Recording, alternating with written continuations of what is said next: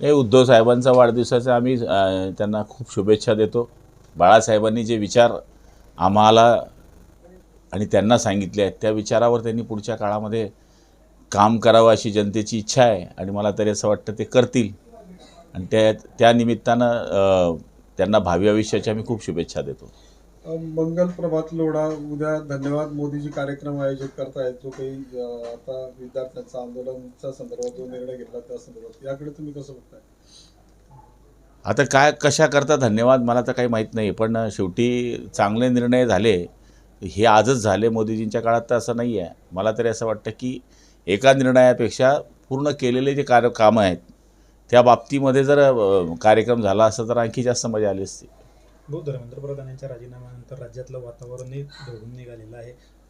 देवेंद्र फडणवीस यांना तातडीने दिल्लीत बोलवण्यात आलं होतं आणि संजय राऊतांचं असं म्हणणं आहे की त्यांची शिक्षण मंत्रीपदी भविष्यात वर्णी लागू शकते.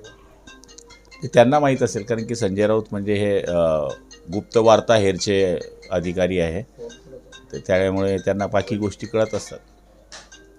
कोण कोणाचं एमपीएससीचं पुन्हा नागपूरमध्ये पेपर फुटल्याचं पाहायला मिळतं, या सगळ्याकडे कसं बघता येईल?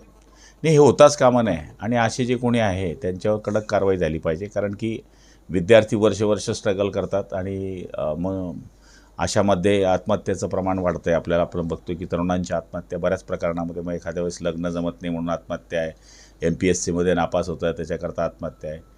त्यामुळे मला तरी असं वाटतं की याच्यावर सरकारने आमच्या सकट बारकाईने लक्ष दिलं पाहिजे.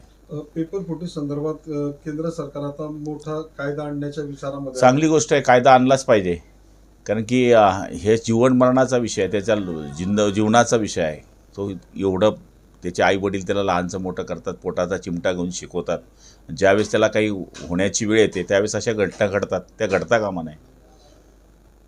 अंधभक्तांच्या विरोधात देशभक्त जिंकल्याचं उद्धव ठाकरे म्हणतात.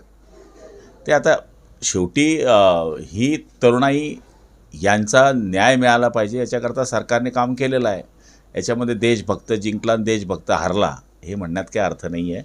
शेवटी ज्या तरुणांची मागणी रास्त होती ती मागणी सरकारने मान्य केली, त्याच्यामध्ये सरकारचं धन्यवाद मानण्यापेक्षा सरकारवर बोलणं मला वाटतं हे उचित नाही आहे.